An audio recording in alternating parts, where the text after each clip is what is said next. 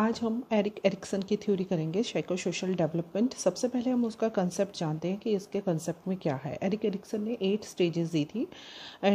उसकी स्टेजेस जो थी उसमें हर एक स्टेज में कन्फ्लिक्ट थे, मीन्स दो साइड्स थी, पॉजिटिव एंड नेगेटिव।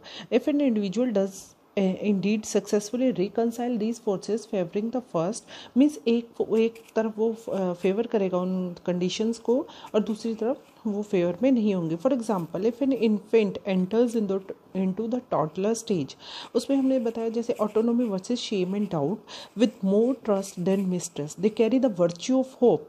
वर्च्यू जो है वो हम कहते हैं उसकी निशानी इस स्टेज की है वो होप होगी कि अगर उसको ज़्यादा ऑटोनॉमी स्वायत्ता ज़्यादा मिलेगी तो उसमें शेम एंड डाउट नहीं आएगी। तो हम कहते हैं however mastery of a stage is not required to advance the next stage. हम ये नहीं कह सकते कि एक स्टेज की मास्टरी होगी तभी अगली स्टेज आएगी। The outcome of one stage is not permanent and can be modified by later experiences. Then हम देखते हैं कि 8 स्टेजेस हैं। इसमें हमने अप्रॉक्सीमेट एज दी हुई है। पहली स्टेज इन्फेंसी की है उसमें 2 साल तक है। देन टोडलरहुड वो 2 to 4 ईयर्स है। अर्ली चाइल्डहुड जो कि 5 से 8 साल तक है। देन मिडिल चाइल्डहुड 9 to 12, इनके भी अलग अलग नाम दिए गए हैं। Adolescent 13 to 19, early adulthood 20 to 39, then middle adulthood 40 to 59 and let adulthood 60 and above. इनके जो उन्होंने नाम दिए हैं साइको सोशल क्राइसिस, वो है सबसे पहला ट्रस्ट वर्सेस मिसट्रस्ट, सेकंड है autonomy versus shame and doubt, initiative versus guilt, fourth is industry versus inferiority, in identity versus role confusion, intimacy versus isolation, generativity versus stagnation and ego integrity versus despair।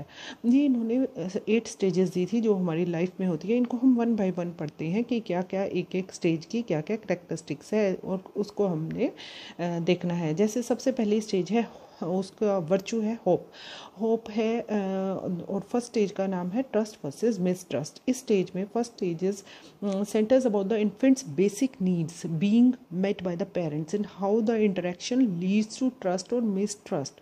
Trust is identified by Erikson an essential truthfulness of others as well as fundamental sense of ones on trustworthiness. Means जैसे कोई छोटा बच्चा होता है, कई बार ये छोटा बच्चा अपने पेरेंट्स के पास ही आता है और उनके साथ ही उनका ट्रस्ट बनता है, विश्वास बनता है, वो दूसरों के पास नहीं जाना चाहता। और अगर इस स्टेज में अगर जो वर्चू है वो हम कहते हैं होप है।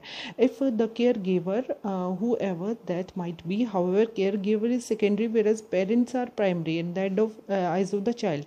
If the parents expose the child to warmth, regularity and dependable affection, the infant view of the world will be one of the trust. जब उसके पेरेंट्स उसे प्यार करेंगे, वार्मथ देंगे, तो फिर उसका ट्रस्ट बनेगा उनके ऊपर। When parents fail to provide secure environment and meet the child basic needs, is sense of mistrust with result. अगर वो पेरेंट्स उसको प्यार नहीं देंगे, उसको केयर नहीं देंगे, उसको कोई होप नहीं रहेगी। Development of mistrust can lead to feeling of frustration, तो उसके अंदर फ्रस्ट्रेशन आएगी और विड्रॉल आएगी, लैक ऑफ कॉन्फिडेंस, बच्चा कॉन्फिडेंस नहीं रख पाएगा। दूसरी स्टेज है stage of autonomy versus shame and doubt. इस स्टेज में 2 से 4 साल तक होती है। Children develop their first interest. For example, a child who enjoy music may like to play with the radio. Children who enjoy the outdoor में interested in animals and plants. Highly respective parents, however, are more likely to instill in child a sense of doubt, the reluctance to attempt new challenges as they gain interest, muscular coordination and mobility. Toddlers become capable of satisfying some of their own needs. They begin to feed themselves, wash, dress themselves and use the bathroom.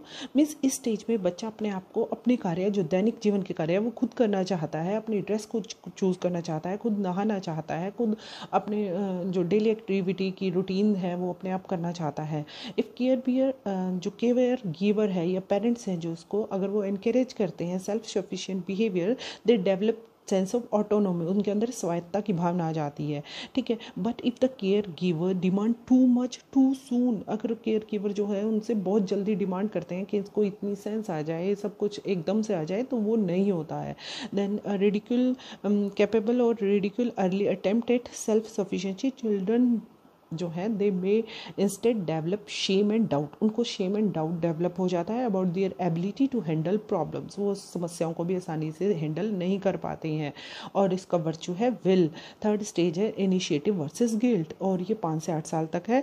It leads, इस stage में पहले बच्चा initiative करता है कि हर चीज़ की शुरुआत करना चाहता है। The child is learning to master the world around them, they learn how to zip and tie, count and speak with ease. At this stage, child wants to begin and complete their own actions for a purpose. Guilt is confusing new emotion.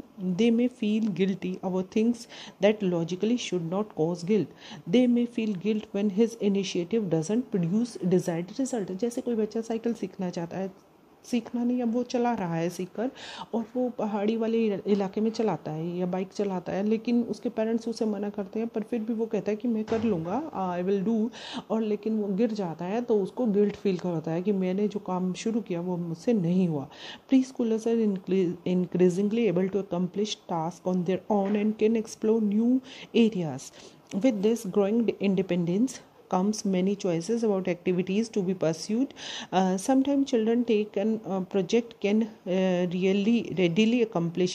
कभी कभी उनको ऐसा project मिल जाता है कि वो नहीं कर पाते हैं, लेकिन अगर उनके पेरेंट्स और टीचर उन्हें एनकरेज करें तो उनके अंदर कॉन्फिडेंस बढ़ता है। Independence in planning and undertaken activities, but if instead adult discourage the pursue of independence activity, dismiss them as silly. अगर उन्हें कहें कि तुम तो सिली हो, तुम तो मूर्ख हो, तुम नहीं कर सकते, then they develop guilt about their needs and desire. Then fourth stage is industry versus inferiority. अब बच्चा काम करने के लिए बहुत मेहनती हो जाता है और इसका वर्चू है confidence.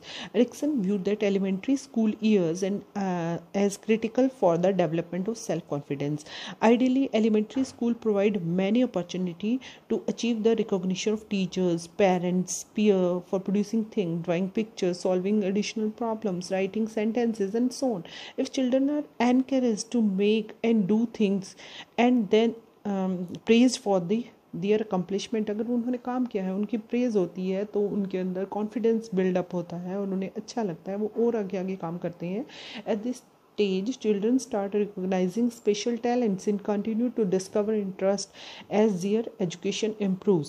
They may begin to choose to do more activities to pursue that interest, such as joining a sport if they know they have athletic ability or joining the band if they are good at music. Means जो बच्चा करना चाहता है stage में 9 से 12 साल तक, तो वो अगर वो कर लेता है तो उसे अच्छा फील होता है, लेकिन अगर वो नहीं कर पाता है तो उसके अंदर कॉन्फिडेंस बिल्डअप नहीं होता है। फोर्थ स्टेज है आइडेंटिटी वर्सेस रोल कन्फ्यूजन, जिसका वर्चू है फेथ। एडोलेसेंट स्टेज है ये, 12 से 19 साल तक हम कह सकते हैं, किसी किसी बुक्स में 13 से 19 भी लिखी हुई है। The adolescent is newly concerned with how they appear to others. The ability to settle on school occupational identity is pleasant. In later stages of adolescence, the child develops sense of sexual identity as they make the transition from childhood to adulthood. Adolescents ponder the roles they will play in the adult world. Means इस stage पर एक adolescent यानी किशोर अपनी एक identity बनाना चाहता है। घर पे उसे कहा जाता है कि तुम तो इतने बड़े हो गए, और स्कूल में कहा जाता है, घर में तुम्हारी हाइट इतनी लंबी हो रही है, ऊँट जैसे लंबे हो रहे हो, उसे लगता है कि मैं बड़ा हो रहा हूँ। लेकिन जब जैसे ही वो घर के किसी महत्वपूर्ण जो डिसीज़न होते हैं घर के, उनमें अपनी व्यूज़ देता है, तो उसे कहा जाता है कि आप अभी छोटे हो, अभी आपकी बात नहीं मानी जाएगी। तो उसे ये रोल कन्फ्यूज़न रहता है कि मैं बड़ा हूँ या छोटा हूँ। Teenager must achieve identity in occupation, gender roles, politics, and in some cultures. As the other stages, biopsychosocial forces are at work. No matter how one has been raised, one's personal ideologies are now chosen for oneself. Okay, in this stage, a child or adolescent have the role confusion. And अगर उसे घर के कार्यों में, घर के जो भी छोटे डिसीजंस होते हैं उनको उसके सपोर्ट की जाए तो उसके अंदर फेथ डेवलप होती है, जो कि इस स्टेज का वर्चू है। Fourth stage is intimacies versus isolation, जो कि 20 से 39 साल तक होती है ये स्टेज। इस स्टेज में क्या होता है कि जो भी बड़े हो जाते हैं अब उनमें लव एंड अफेक्शन डेवलप होता है, प्यार की भावना होती है। Erikson believes we are sometimes isolated due to intimacy, we are afraid of rejection such as being turned down or our parents breaking up with us. We are familiar with pain, and to some of us rejection is so painful that our egos cannot bear it.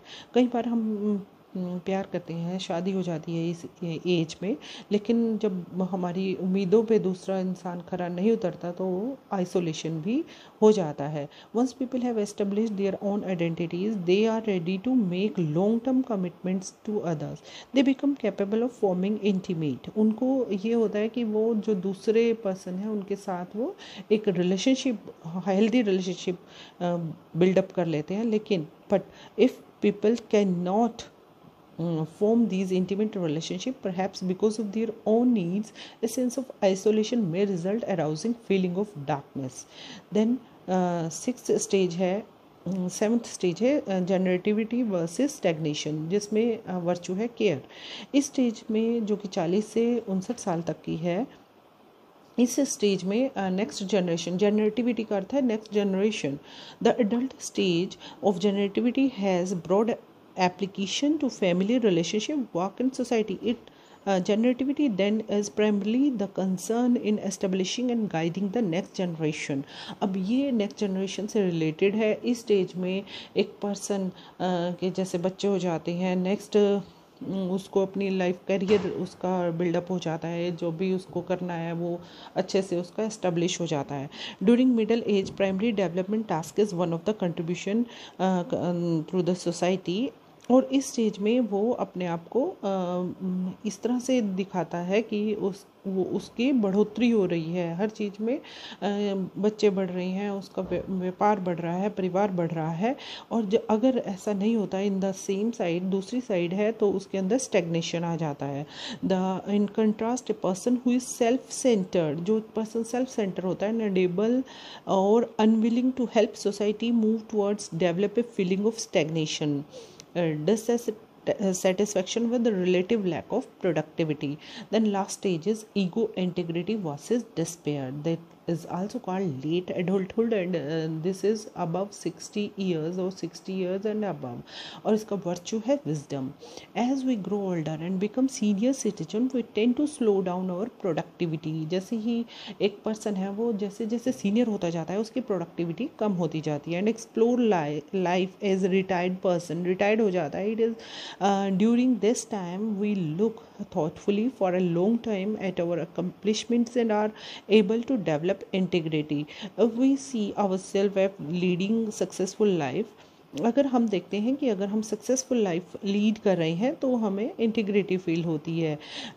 Then the final development task retrospection, people look back on their lives and accomplishments, they develop feeling of contentment and integrity if they believe that they led a happy productive life. अगर उन्होंने अपनी पूरी ज़िंदगी अच्छी खुशी खुशी गुजारी है तो they feel ego integrity, and they may instead develop a sense of despair, उन्हें निराशा भी हो जाती है।